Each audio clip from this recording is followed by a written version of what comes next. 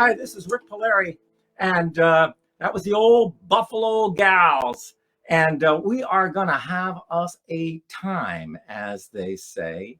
And I hope that you folks are in the mood to hear some tall tales and some good storytelling and also some music. And I'm here with my old pal, Wally Bornmann. And Wally's got a book. And I have to get used to holding the book right here. And it's Morning Musings. And we're going to talk about Wally's book. And I also have a brand new book right here called Banjo Man, Adventures of an American Folk Singer. So we're going to talk about both of these books.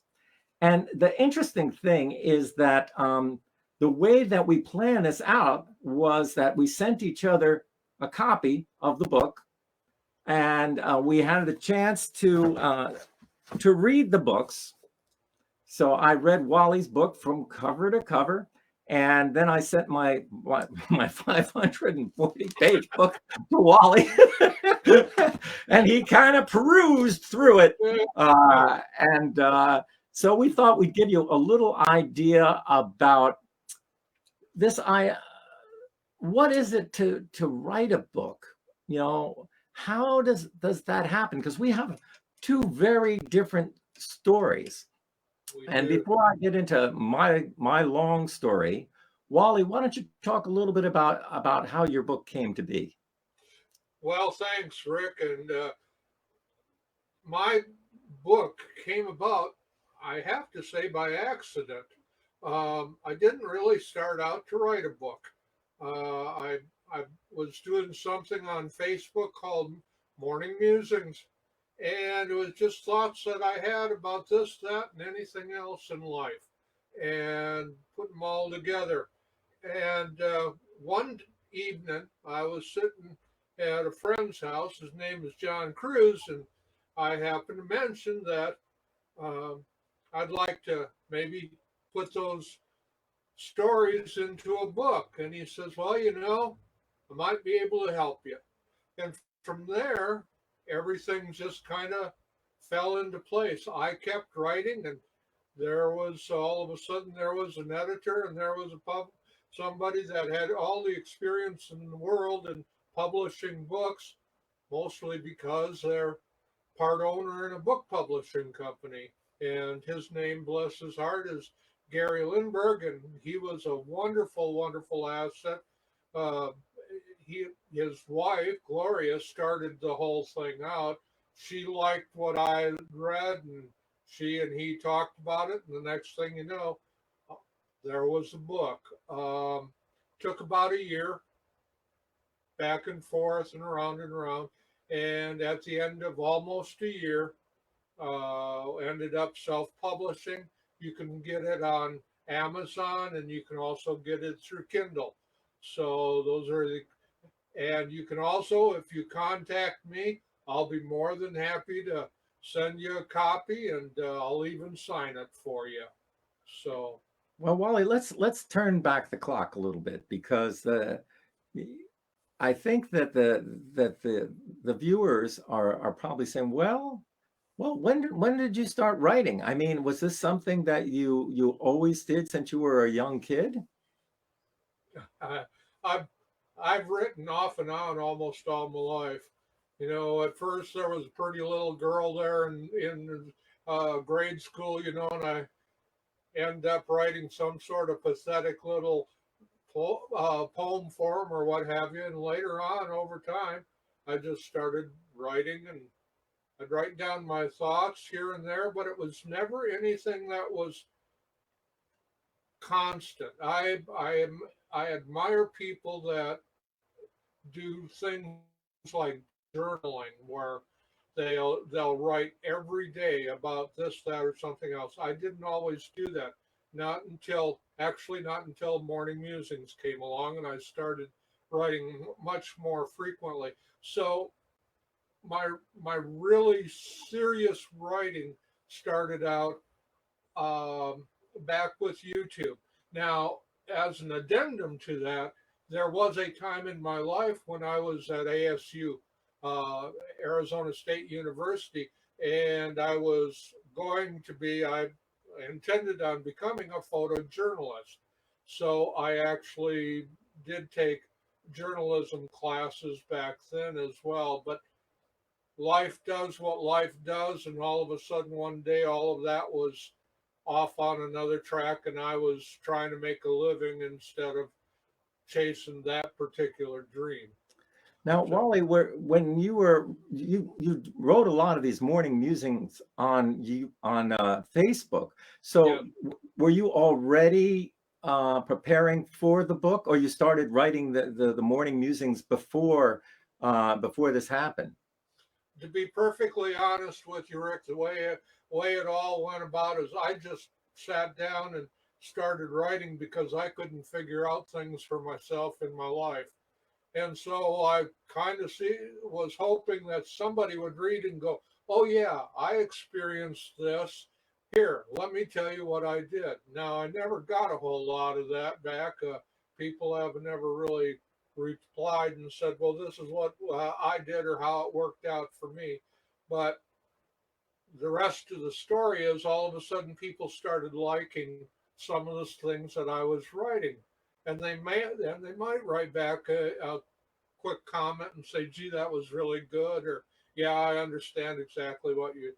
And all of a sudden, it kind of sparked something in me, and I thought, well, if this is something that others can find something from, then yeah, this is a nice way to spend my retirement years. Well, it's kind of interesting because I was reading those morning musings, and I had no idea that you were writing a book or intending to write a book. And I was thinking that you were pondering life and throwing out these ideas. Now, the reader of your book will keep coming back to this whole idea of a pebble in the stream. So, can you explain that?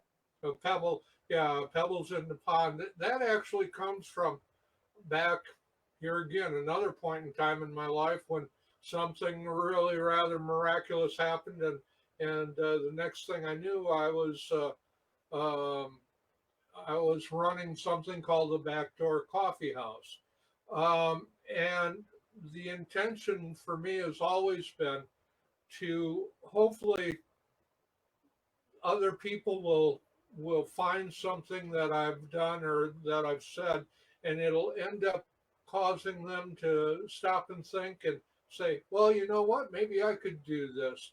Back when the back door was going on, I encouraged people all the time to get out there and play, get out there and play, and they did, and they really truly did. And the young kids, come on, you can play and you can get up here. And young kids, eventually, they did get up there and they did play and all of that. And they're still getting up there and they're still playing today.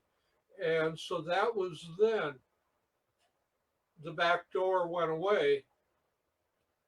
And there was a period of time, some 10 years or so, where there was a void, where there wasn't anything.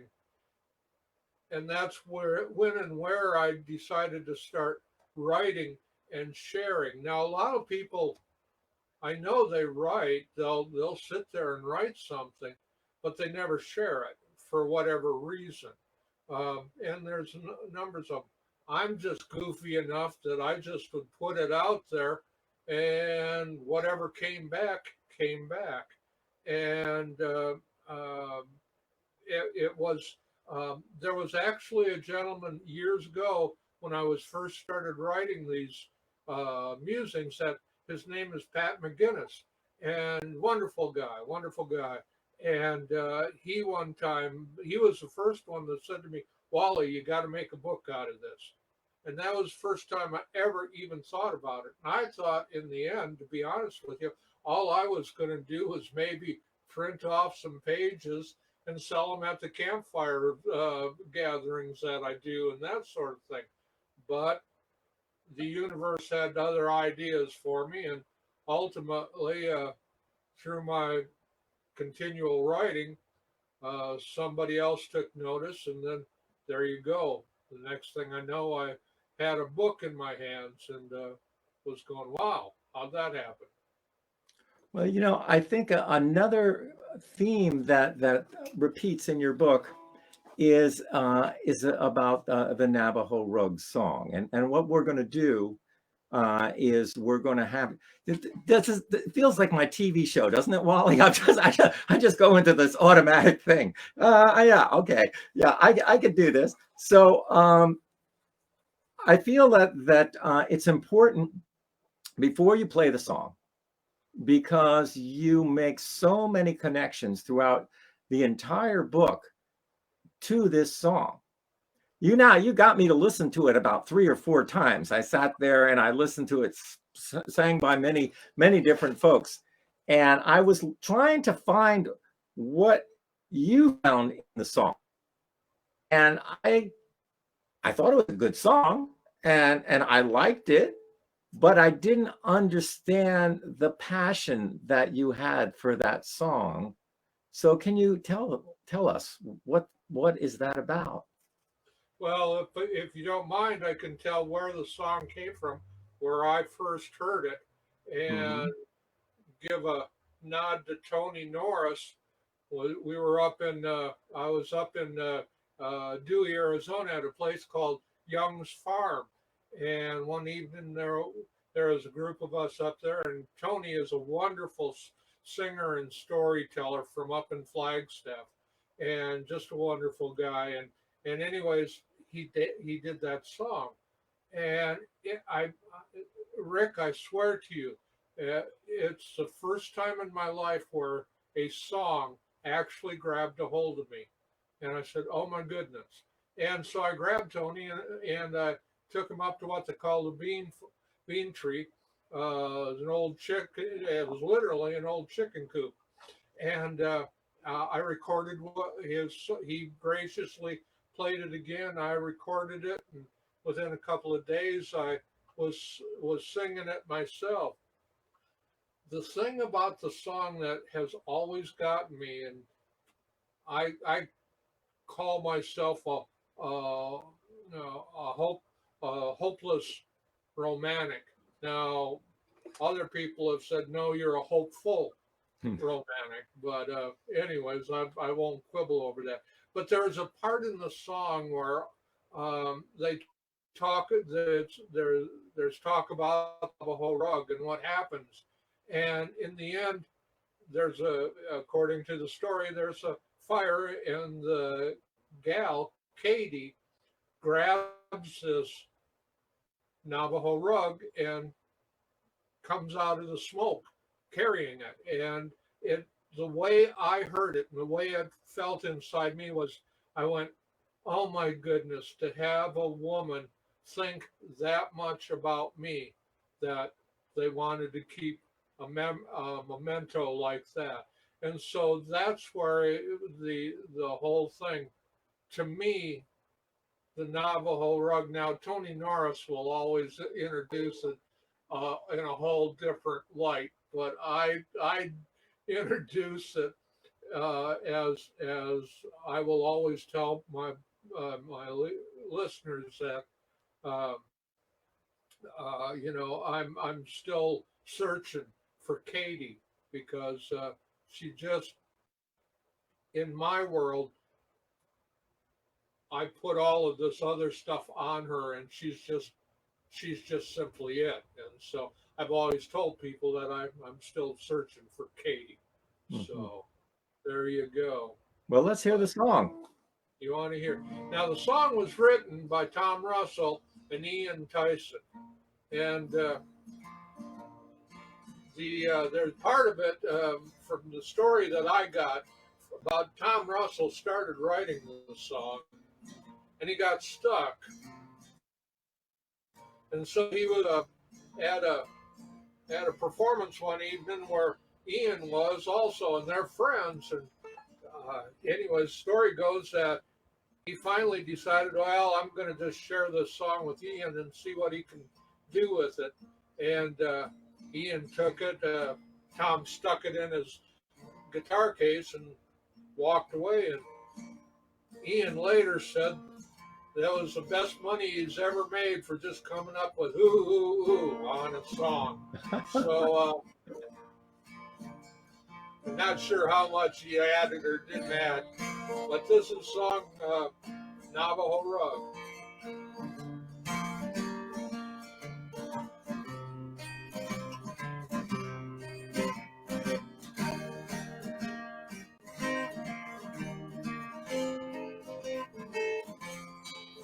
Well, it's 3 eggs up on the whiskey toast, home fries on the side.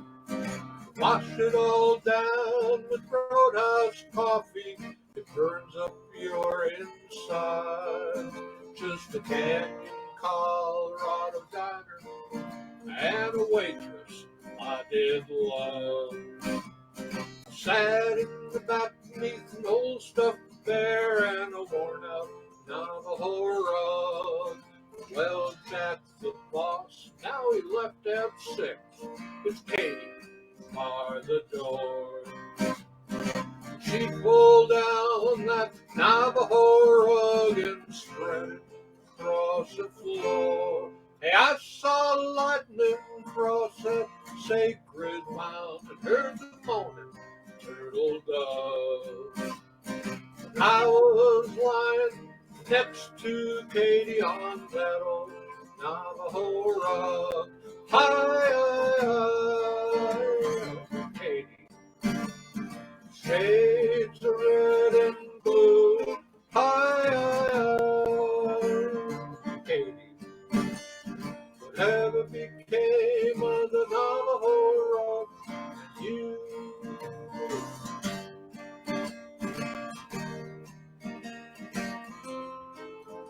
Well, now, wait a minute. As Lon Austin would say, Homers. Well, I saw old Jack about a year ago. Said the place burned to the ground. All I saved was this old bear to Katie when she left town. Oh, but Katie, she got her a souvenir too. Jack's fat tobacco glove. You ought to seen her coming through the smoke, dragging that old Navajo rug. Hi, Katie. Shades of red and blue. Hi, Katie. Whatever became of the Navajo rug, you.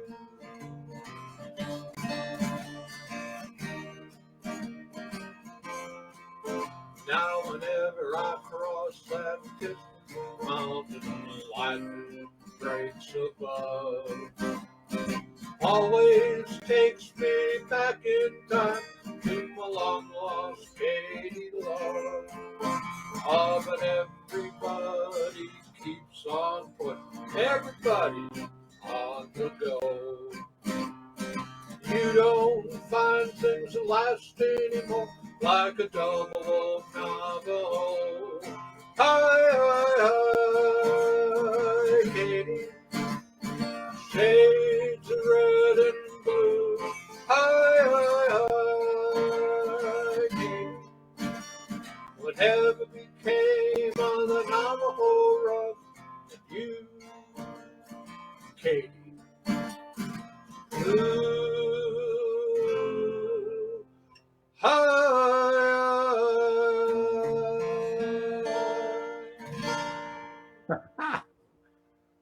Well, there Andy you Hurlbut is here on the screen, and she said Wally's version is better than the songwriter.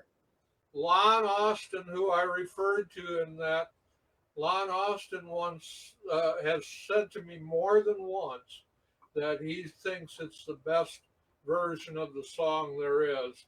And to come from Lon Austin, now that's, to me, that's, I am humbled by that compliment. And I might mention that I always miss Andy Hurlbut being here with me and singing, because she does a lovely, lovely background to that song. So, anyways, a tip of the hat to those You know, people. back when I first met you, Wally, years ago, I played the back door, and it was during the Phoenix Heritage Folk Festival, Yes, Phoenix. and that was back when it was at the golf course, Yeah, you know, yeah, and in Cano Park, in Canto Park, where and Dom Flemings used to run around at. oh yeah, I was there. That I guess at the very first time that he went to a folk festival, and I've got the video to prove it. But yeah, that's one of the things about me is I'm great at archiving stuff. And you did. I've been doing my TV show, The Songwriter's Notebook, for a long time. 21 years, Sure. and back when I was doing, I did a show about the festival, and you and Andy were in a show together that we did. What was the name of that ranch that we did it at? Boy, I don't remember. I know Andy, if she were here, she'd holler it out right away. But um, I can see where it was. I can see perfectly well where it was, but I don't Oh, remember the name. it was grassroots TV all the way. We borrowed all the equipment, and Charles Lubert was doing the camera, and he was breathing really heavy. You could hear it. Yep, Oh, I yep. think that's the thing. Okay, it was the Manatees Ranch. Does that ring a bell? No, say Yeah, it again. Maybe I did. Manatees. Yeah, Yeah, ranch. uh, yeah. That it's not there anymore. Whatever it was, but yeah. But it was fun, and I got such a welcoming from everybody in the Phoenix and Glendale area that it really changed my life, had a big effect on me. Uh, and going out there and spending time with Lon Austin, who became a mentor in so Yes, many he ways. will change a person's life if I, they. I'm I decked out some in a Lon Austin Western couture right now. I've got my ring and I've got my hat from years ago, and it really is a special place. I think that sometimes when you're in a music scene, you don't realize how special it is until it's gone. I've been in many different musical communities, and that's what happens all the time, is that you think it's going to go on forever, and when it stops, like in this pandemic, I'm sure that it's been very difficult for so many of us Yeah, musicians, and that was one of the reasons I decided to do this, Wally, was that usually when you put out a book, you are able to go out and do book tours, book talks. You could go to libraries. You could go to so many places. Well, all those venues are really not available to us right now. But what is available is this kind of a live stream where we can broadcast around the world, literally, because yeah, this will be archived and people can watch it over and over again if they care to. And it's a way for us to get the word out, and so that they can go on to Amazon and look for your book morning musings right over here. See, I'm getting good at holding the book, hold the book, and my book, Banjo Man. And I thought that what I'd like to do is kind of switch over a little bit and ask you what were your thoughts when you kind of picked up my book? Well, the one part that uh, I'm still chewing on is the part where you talk about how you came to start believing that you started creating something that some people might call a vision board, other people would call you happen to have yours are more vision books, if I understand correctly, and Hmm. um, and that part is for me at right now, because you're right, and I'm not going to lie to you. I have perused it, but I haven't really sat down and consumed your book. It's a daunting task Well, to yeah, my friend Mark Ross from the Rose Tattoo said, Rick, most people write a book you can't put down. You wrote one you can't pick up. yeah. It's pretty hefty, folks. And the thing is that in my case, because I want to kind of talk a little bit about the way that my book came together. This is based on an earlier book that I wrote, part of it anyway. The Road is My Mistress, and that book was published in 2003, and it was the kind of same thing that you were talking about, Wally. People were saying, Rick, you should write a book. You should write a book. Well, there is a big jump from you should write a book to actually writing a book. Yes. It's a very daunting task in so many ways, and especially if you have no idea what you're doing, like I did. And the guy who wanted to help me originally on that book was an old hobo, and he had all of these Frankenstein computers that he rescued from a dumpster that were terrible. They would corrupt files. He'd send files back and forth, and he would make these little books for some of the old hobos, and they were about 50 pages or so. And he'd staple them together, and that was the book. And they would sell them, around the campfire. And that's what we thought that we were doing with me. And he found out very quickly that that wasn't the case at all. When an avalanche of stories started pouring in, and he said, "Rick, I don't know what you're doing, but it looks like we're doing something very different than I thought." And we both decided to go ahead with it. And we were blind, completely blind of what we were supposed to do. And some of the important things, I'm saying this because there are other people out there, Wally, who might be listening that are thinking about writing a book. And so, I thought that it's really important to talk about, the stages. So you write the manuscript, sort of, you get the ideas together, and then you have to put it into some sort of form about what stories are good enough to be in the book, or not just good enough, but which are the ones that make sense, to have in the book. Did you have a kind of procedure that you were doing about choosing what musings that you were going to use? And to be perfectly honest with you, in that regard, I turned it all over to Gloria Lindbergh. She was the one that was going through and correcting, and she literally chose, okay, this one will work and this one won't work. And she went, I had final say, of course, but I just left it to them. I didn't have an overly great amount of allegiance to any particular stories. Now, as far as talking about what we're writing, am in the process, and I for the past almost 2 years now, of writing the story of what happened to Katie after that song. And I've written some 100,000 words already on it, and I still don't know whether I've come to the end or not.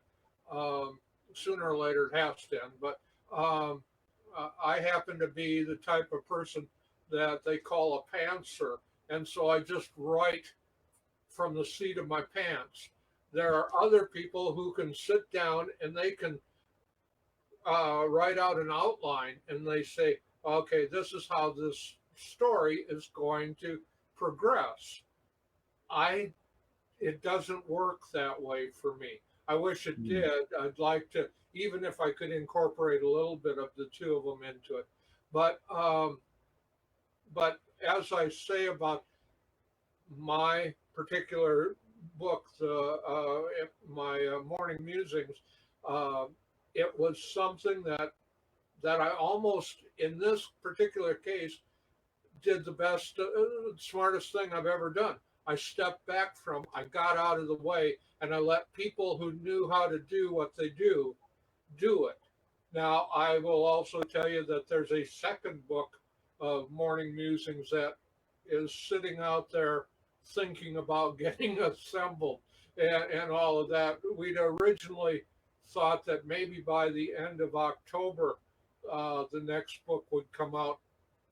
That's not going to happen for several different reasons. But there will be a second one, and I have a hunch that I'm going to play a more hands-on part in the next one, just because of the way the situation is. Well, Wally, it's not easy. I'll tell you, because when I was going through it, the whole process, and we got to a point where Fran and I, the old hobo, we realized we were really way out of our league, and we contacted. There was a publishing house called Trafford, and I kind of signed up with them, and they had all kinds of basically formatting tools that helped us along, and we were able to put things together, and the book wasn't as big as this book was. Yeah. But it told a good story, and I was happy with it, and it opened up a lot of doors for me. It opened up other writing opportunities. I got one of my stories into the Chicken Soup Stories for the Soul. Another story opened up the door to get me involved with the music and conflict transformation, peace studies book, and other projects as well. So without going through that first book, none of that would have happened. Yeah. And but so much had happened since the time that was published, that I really needed to tell the next part of the story.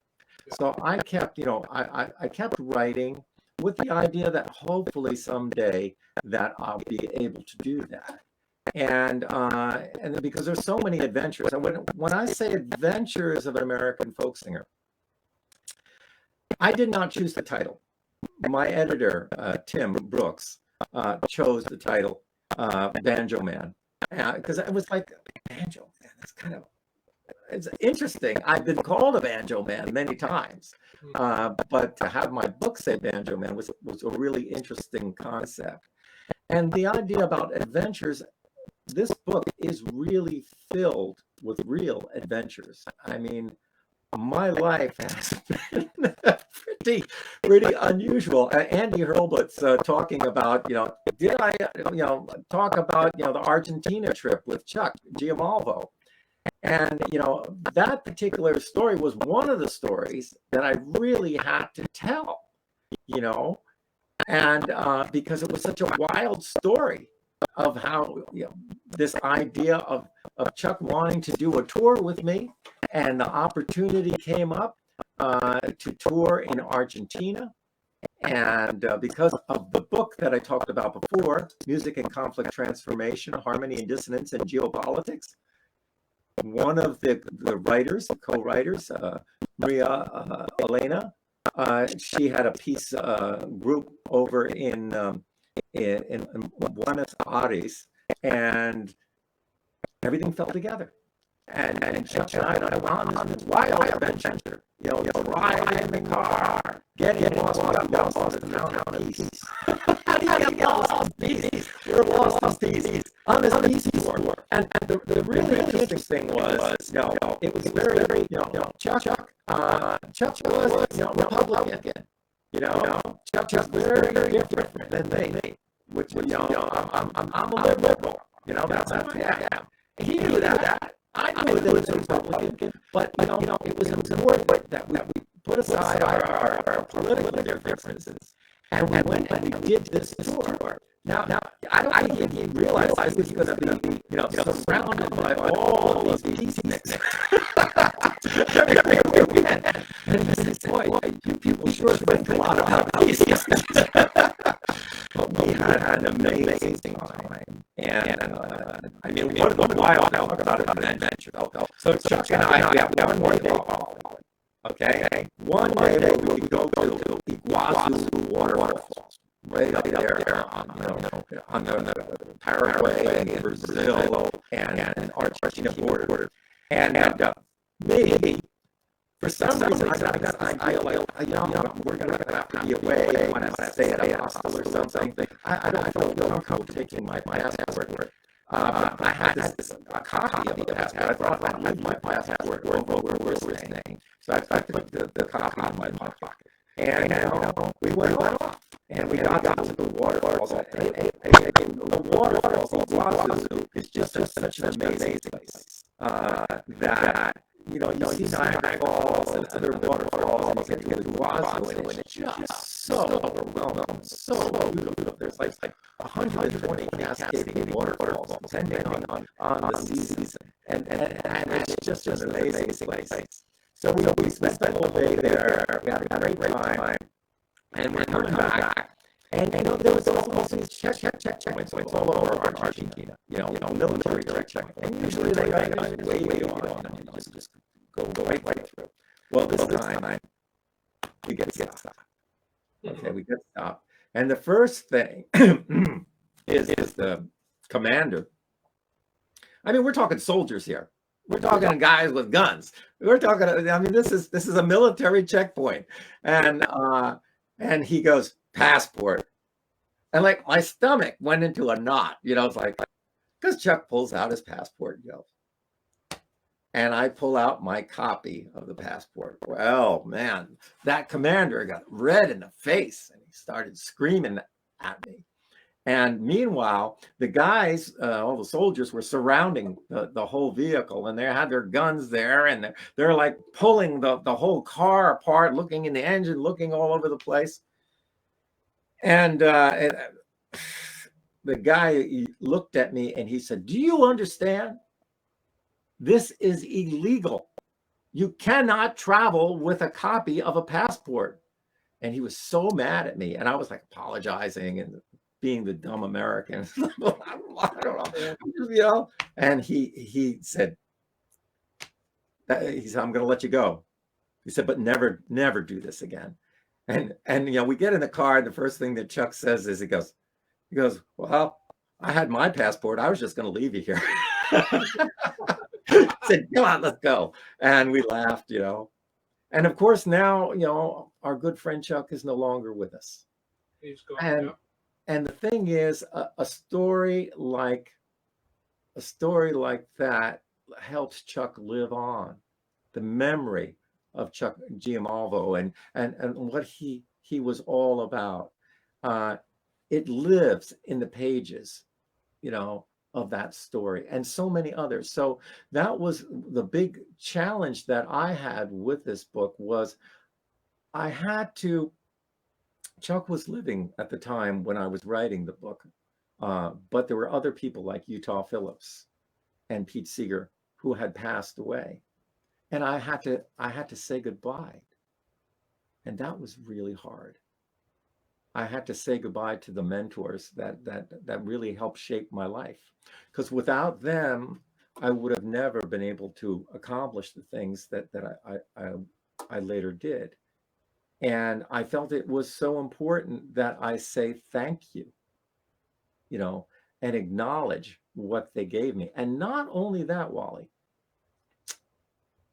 I knew that I was given a special opportunity to be mentored by these great folks. And I needed to write it down so that other people who'll never have that chance can find that same kind of information.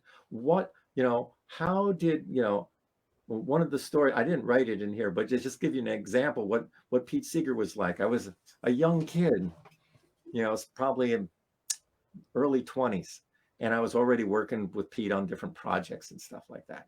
And I had this gig coming up, and I said, Pete, I've got this gig, and I'm putting together a set list. You have any advice? And Pete goes like this: well, Rick, start with something you know, then look out into the audience, see who's out there. Young people, old people, black people, white people, rich people, poor people, city people, country people. Try to be like a needle and go through all the buttonholes of all those people and find a song that's just right for them. And if you do everything right, you go zoop, and everybody will sing along. Pete Seeger's idea of how to put together a set list. That's the kind of thing that we lack so much, like having Lon Austin in your community to uh, to give out that kind of wisdom that he's been giving, and you acknowledge, Lon, in your book also, about the kind of things that he was able to give to you so that it helped you grow. Yeah. It was never about Lon, No. It's never It, about, it was all, he was trying to take care of that whole community out there. yeah. And probably half of the people who go to the festival had no idea how much Andy and Lon, how much work they do so that people can get together and have a day, 2 days of fun. Yeah. Yeah. Yeah. The the writing down of all of those moments, I think, is really, really important. And there aren't a whole lot of other ways that ultimately other people are going to learn about people like, let's say, like Chuck, like Lon. They aren't the people that are going to have been front and center on television, radio, and everything like that. On the other hand, they have amazingly touched countless people over time, and they deserve to be acknowledged. Yeah, Uh, and yeah. and And just as that was you a big, will be acknowledged as well, and all well, that. that was a big part of the thing, was that, yeah, I had some people that were well known, but I had a lot of people that nobody's heard of. And And they they were were, just as important, yeah, yeah, just as important. yeah, And the other thing that I wanted to do in my book was first of all, be honest. I wanted to tell the truth about my background and the rough childhood that I had. And you know, because writing, I wasn't the kid that was writing all. I didn't even carry a pencil. I hated to write. I never liked to write. Didn't want to write at all. You know, I would get yelled at all the time when I was in school. I didn't even have a pencil with me. It wasn't until I was doing my fellowship in Poland that Pete Seeger wrote me a letter and told me the importance of keeping a journal. And for me, when you have somebody like him telling you you should write a journal, yeah. that's when I started writing. And then when I met my wife Mariana, I was out on the road for months and months at a time. And so we didn't spend a lot of time together. So I was trying to tell her who I was. through these letters about my background and all these things. Well, that became a big part of the early book, of all of those stories. But then, when I started putting this book together, Tim Brooks is a wonderful editor. He's he's published 16 books. He's involved with this endangered alphabet project. He's been on NPR. He's been a friend of mine for a long time, and we would get together and have a coffee time. He's another mentor. We'd sit down and we would start talking about. He's got this great book. First of all, folks, anybody try to find this book. It's called A Hell of a Place to Lose a Cow. And that's the first book I read by Tim. And it's about this odyssey of him hitchhiking across America. Now, he's from England originally. And it's really great about all of these adventures that he had out on the road. So I read that book before I actually met Tim. And I wrote him a letter, but he never answered.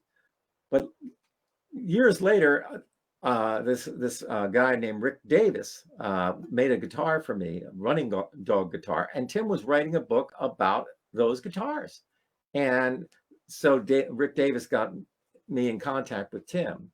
And once we got to know each other, we decided that we would meet every once in a while for coffee. And we would talk about different projects that we're working on, what he's working on, what I'm working on.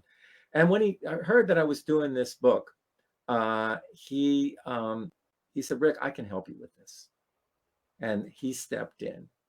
And the cool thing with Tim was that, just like you were saying, that you have the last say. But in Tim's case, he would challenge me about the story. He said, Rick, I don't think this story needs to be in your book. But if you can prove that it does, of course, we'll add it.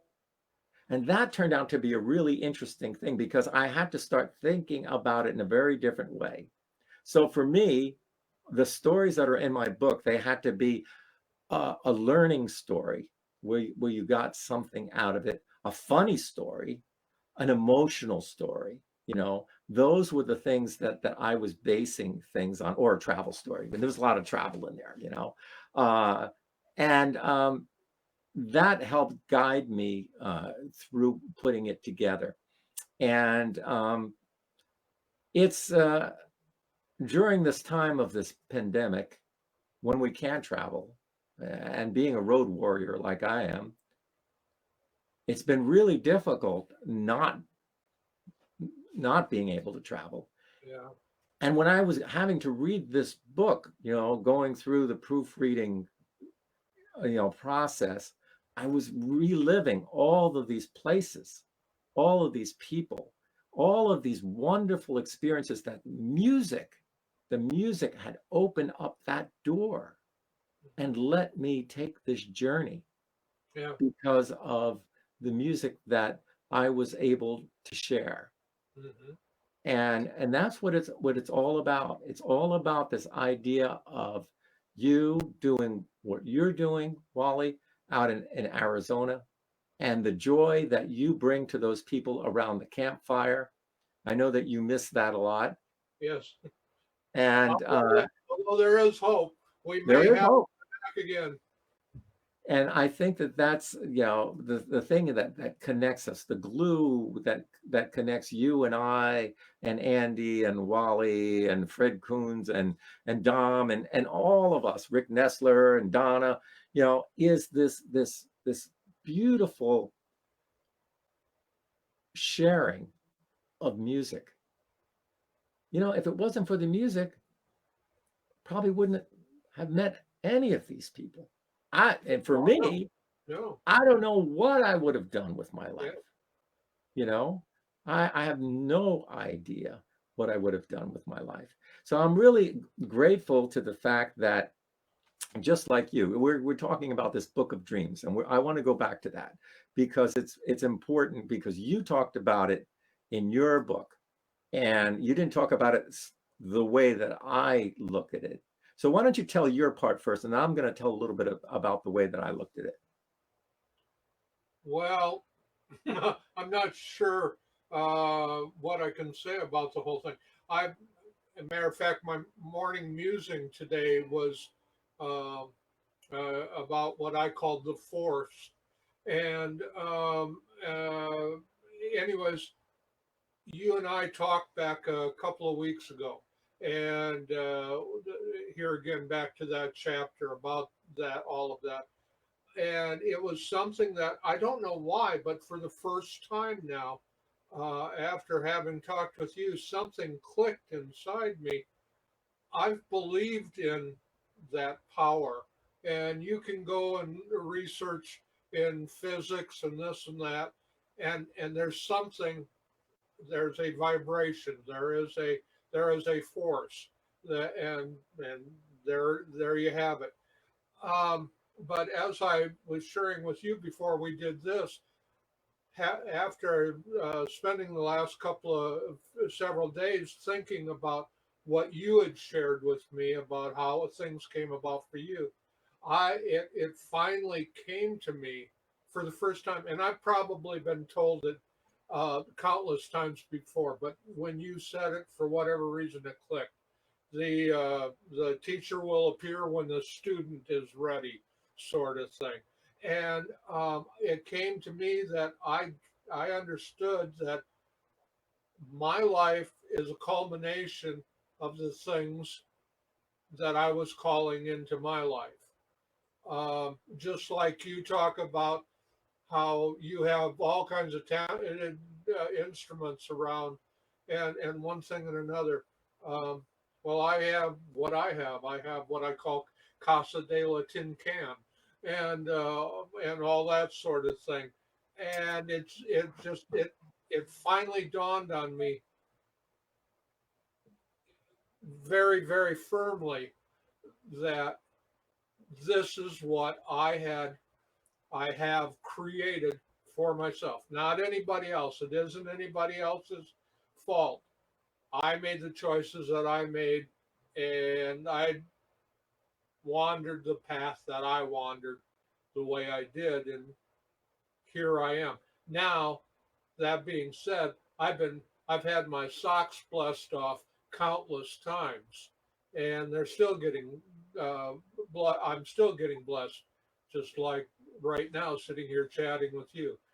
But there is a way that we can look at all of this stuff, the stuff that's going on around us now, and what's going to happen come the first week in November and stuff like that.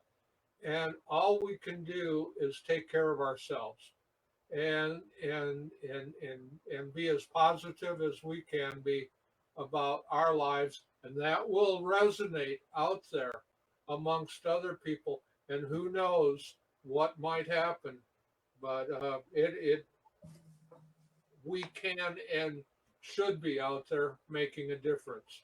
Well, Uh, Wally, the thing that the way that I look at the law of attraction it is, and we talked about this earlier, it's whether you believe it or not, it's there and it's working.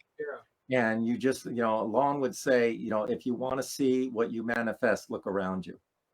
And if you do that, no matter who you are, you can see the things that you attract already. yeah, And I had heard about the law of attraction and creative visualization. And I didn't realize that that you could actually harness that power to be able to do improve yourself with goals. yeah. And it isn't And woo-woo stuff.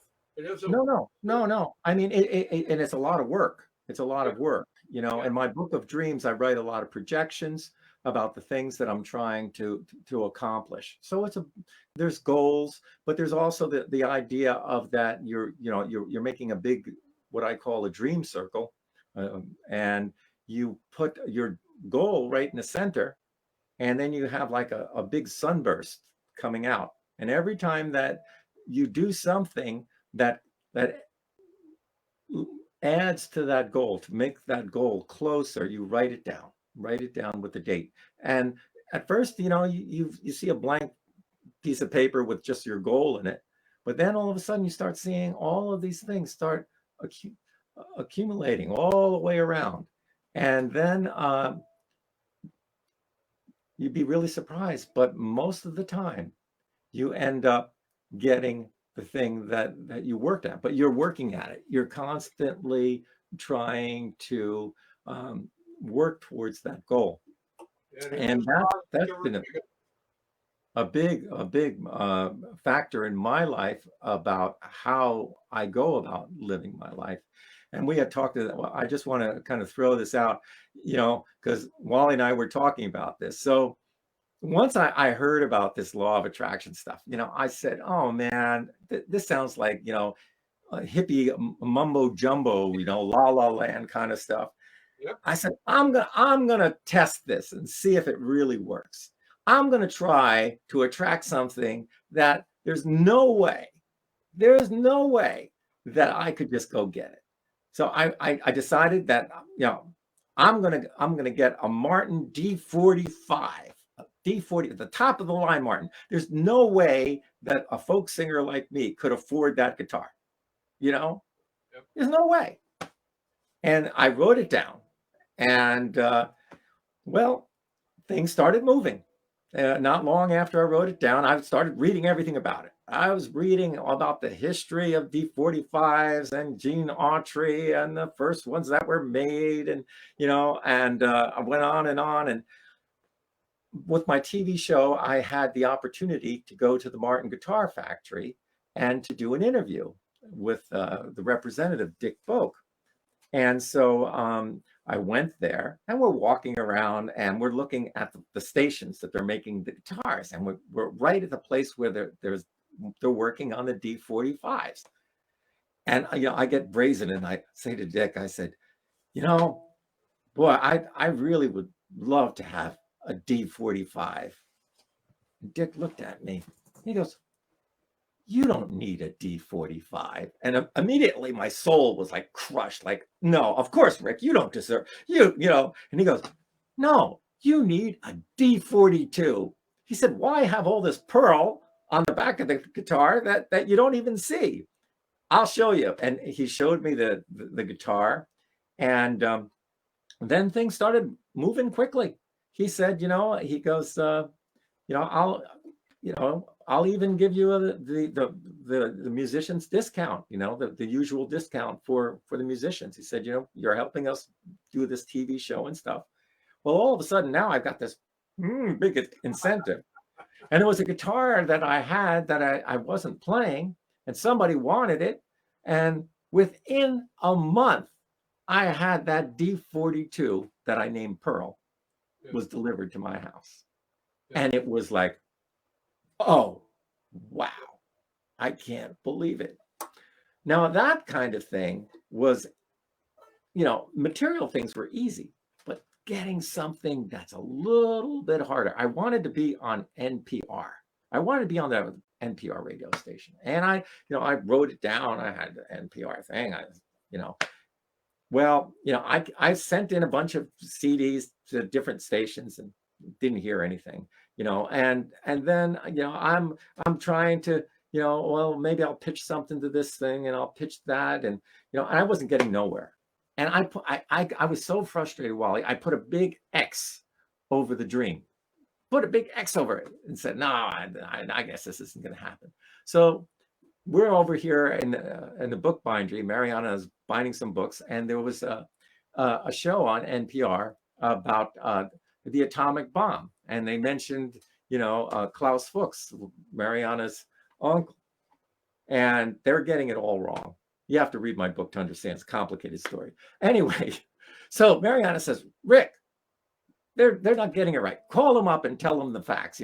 So I call them up, and boom, there I am. I'm on NPR, on point, talking with and I go, "Oh, so that's what you do. You just call in and you're on NPR." So I was doing that, but that wasn't like really what I wanted to do. And I had this dream of like a feature kind of thing. So we're down in the book bindery. I had to go to England, so I working with Mariana, making sure that we get some of the books bound. And we're sitting there listening to NPR. There was a program called The Story with Dick Gordon, and then they would tell all kinds of wonderful stories. And they told the story about Bo Diddley and about this young kid in a music store. And And Mariana said, Rick, that's a cool story. It reminds me of the way that you met Pete Seeger. You should tell him about it. You should send something in. So literally, I go upstairs, I go to my book, which is already out, I I copy that, put it in the email, and I send it, and I go back and I'm working on books. The next day, I get a telephone call, and it's the story, and they said, we want to have you on. And I'm going, yeah, that's great. I said, yeah, when do you want it? They said, well, can you do it tomorrow? I said, tomorrow? I said, I have to leave for England. But can we do it when I come back? No, we got to do it tomorrow. Well, they set up a thing at the Vermont Public Radio. And I went in there and I did the interview with Dick Gordon. It was great. I got on the airplane. I flew over to England. And where I was staying, my friend Tony, he had to go away. And so he left me at the house with a computer that didn't have internet connection. So here it was, my big moment, being on NPR. And I couldn't hear it that day. So I know what's going on, but I can't even listen. So that was like a really big thing. And what I learned from that was not long after that, they were talking about how Car Talk was going off the air. You remember? Yes. And Car Talk was one of the most listened to shows on NPR. Yeah. And they had played my music 4 times. This was like before all of this happened. I had been on NPR. So what I was asking for something that I had already had. I already had that. And so that's why things weren't happening the way that I wanted, because the law of attraction said, Rick, what do you want? You're on Car Talk. You didn't ask for anything else. Well, so what I want to know from that story is, had you not put the X through that, would you have actually gotten to hear yourself on NPR when it came out? I don't know, but it taught me a great lesson. And so the thing that came out of it is sometimes what you want, you already have. And you think about that so many times in your life, that sometimes the things that you want, you already have those things. Yeah. But you want more. You want more. And so that's where that balance of life is. Hey, can you believe that we talked an hour, Wally? We've been talking for an hour. Well, I think that folks have been asking about where to get our books. And so why don't you say it again? I'm going to hold up your book, Wally. All right. Yeah. And you can get mine, Morning Musings by Wally Bornmann, at Amazon. And it's also available on Kindle. If you get it and you read it and you like it, would you please leave a comment or two? It always helps that way. Now, if you want a signed copy, you can contact me and we can go from there. I have an email address, 2 different ones, either wallybornmann@gmail.com or azsongsinger@gmail.com. And give me a holler and I'll be happy to get one and sign it and send it back to you for a nominal price. All right. And my book here, Banjo Man, you can get it from my website at Rick Palieri. It's RickPalieri.com. And just like Wally, I will personally sign it. And I actually put some interesting things. You get a little package. Yeah, and so I haven't put it on Amazon yet. And there's a reason. I want this first edition to be something really special. I want to send it out with the inscriptions. I want it to be a personal thing, not like at a store where you buy something off the shelf. This is from me to you. So that's the way that I want to do it for right now. Eventually, I probably will put it on Amazon, but not yet. So I really thank you, Wally, for taking the time out of your day and for chatting with me. And hopefully some of the people have enjoyed this. Remember that you can share this. This will be archived. So once we stop this, you can continue sharing it with as many people as you like, and help us out during this pandemic. Because like I said, this is it, folks. We don't have any book talks. We don't have anything else to really help us at this particular time. So we would really appreciate it if you would not just help us, but help out all the artists out there. We all need help, from the musicians to the writers to the painters. You know, everybody out there is having a difficult time. And we'll get through this together like we always do by sticking together, working together. So that's about it. Do you have any final thoughts, Wally? I just want to thank you again for taking the time and sharing some of your time with me, and wishing the best to you and to your lovely bride, and you all take care, and hopefully we'll see you back out here the next time the folk festival in Glendale comes around. Although I hope so. I hope so. I'm looking forward to getting back out on the road and seeing all my friends and sitting around and going to a good Mexican restaurant. we got a few of those. You got a few of those. All right. Well, thank you very much. Thank you so much.